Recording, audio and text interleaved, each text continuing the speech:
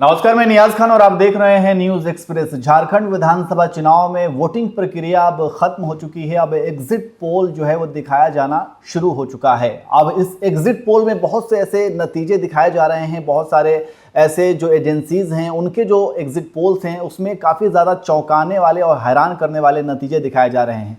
इसी पर हम बातचीत करेंगे। हमारे साथ बातचीत करने के लिए अमीन अहमद जी हैं, वरिष्ठ पत्रकार हैं। अमीन जी, जिस तरीके से झारखंड विधानसभा चुनाव की अब तो वोटिंग प्रक्रिया तो खत्म हो चुकी है, लेकिन अब एग्जिट पोल का दौर शुरू हुआ है और इस एग्जिट पोल में जो नतीजे दिखाए जा रहे हैं तो कई सारे तो कह रहे हैं कि वहाँ पर इंडिया गठबंधन लीड करती हुई नजर आ रही है, लेकिन वहीं पे दूसरी जगह वहाँ पे एनडीए को भी ये दिखाया जा रहा है कि एनडीए भी काफ़ी ज़्यादा कांटे की टक्कर दे रही है। तो इस एग्जिट पोल को कितना करीब से माना जाए कि इस एग्जिट पोल में दम है? नहीं, पहले वाले में भी हमने ये कहा और इस झारखंड के पोल में भी सेगमेंट में हम ये कह रहे हैं कि एग्जिट पोल जो है किसी सिरे को ले जाके पहुंचाता है कि इनकी संभावना है आने का, और तो यही उसको दर्शाता है। अगर वो गलत होता है सही होता है ये तो 23 तारीख को पता चलेगा। लेकिन जो झारखंड में कहा जा रहा था, जिस हिसाब से वाइट दी जा रही थी कि जो है बीजेपी ने अपनी पूरी ताकत झोंक दी है और जिस तरह से वहाँ पे जो है चीज़ों को ध्रुवीकरण किया जा रहा था, लेकिन मुझे लग रहा है कि जो एक्सिस माई इंडिया या पी मार्क या एबीपी का जो सर्वे या चाणक्य का जो सर्वे है, वो सर्वे जो है बीजेपी के ऊपर जो है भारी पड़ता हुआ जा रहा है। क्योंकि लग रहा है कि अगर मैं जो है एग्जिट पोल जो है अगर क्या झारखंड के एक्सेस माई इंडिया को देखें तो उनके हिसाब से जो है काफ़ी बड़ा अंतर दिख रहा है, और ये अंतर ऐसा है कि जिसको पाना मुश्किल हो जाएगा। अगर एक्सिस माई इंडिया के पोल की हम बात करें तो वो इंडिया गठबंधन को जो है 53 सीटें दे रहे हैं और एनडीए गठबंधन को जो है 25 सीटें दे रहे हैं, और अदर जो है क्या कहते हैं कि 3 सीटों पे हैं। उसी तरह से अगर मैं नवभारत टाइम्स का झारखंड PMRQ का जो सर्वे है उसको देखें तो उसमें भी जो है काफ़ी अंतर दिख रहा है, क्योंकि 37 से 47 सीटें इंडिया गठबंधन झारखंड में जीत रहा है और एनडीए को 31 से 40 सीटें पे समेट रहा है। इसी तरह से अगर भास्कर को भी हम देखें तो भास्कर में भी जो है काफ़ी चीज़ों को दिखा रहा है। भास्कर का कहना है कि जो है 37 से 40 सीटें जो है क्या कहते हैं एनडीए को मिलेगी, वहीं 36 से 39 सीटें जो है इंडिया गठबंधन को मिल रहा है।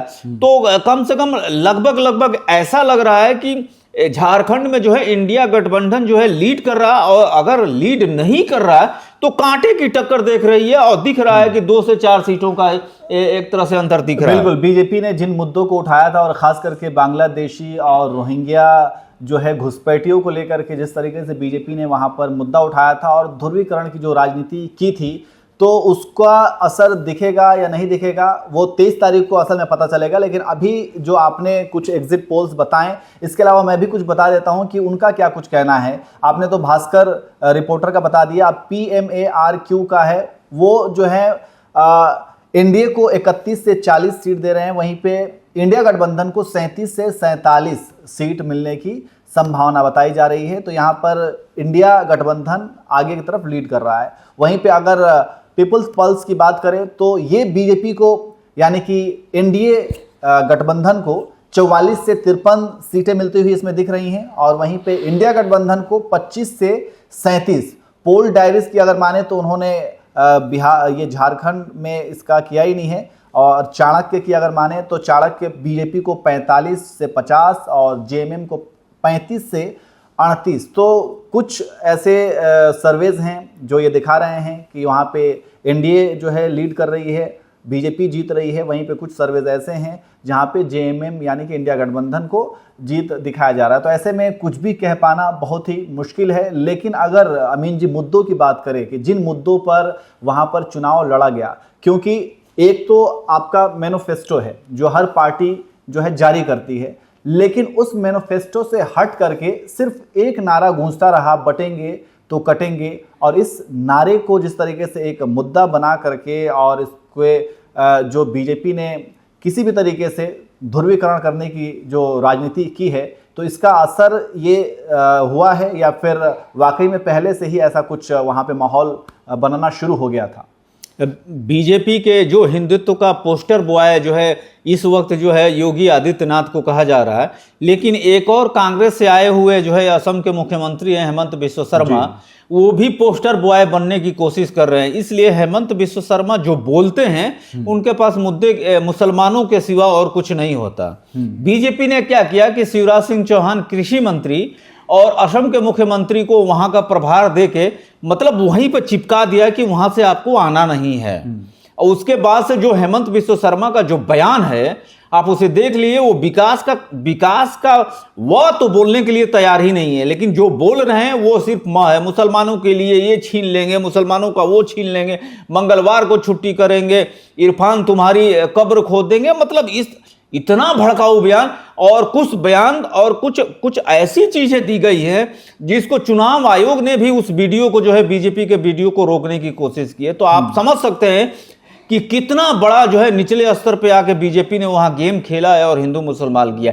अगर उसके बावजूद भी झारखंड में जो है इंडिया की सरकार बन रही है तो ये बहुत बड़ा गेम चेंजर होने वाली बात है कि इतना होने के बावजूद भी हिंदू मुसलमान नहीं हुआ, लोगों ने अपनी बात।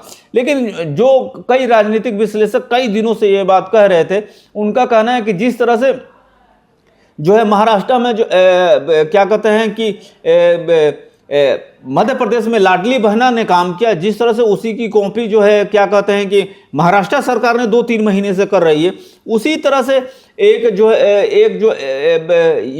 योजना जो है झारखंड में हेमंत सोरेन ने वो चीज की थी।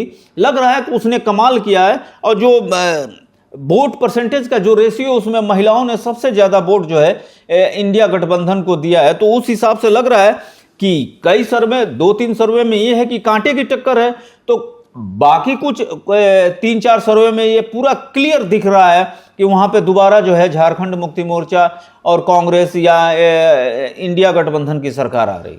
बिल्कुल, तो सर्वे जो हैं वो दोनों तरफ के हैं और कौन सा सर्वे सच साबित होता है या कौन सा सर्वे सही है ये 23 तारीख को पता चलेगा। लेकिन अभी जो एग्जिट पोल में जो नतीजे दिखाए जा रहे हैं वो दोनों तरफ बराबर दिखाए जा रहे हैं, चाहे आप महाराष्ट्र की बात करें चाहे आप झारखंड की बात करें।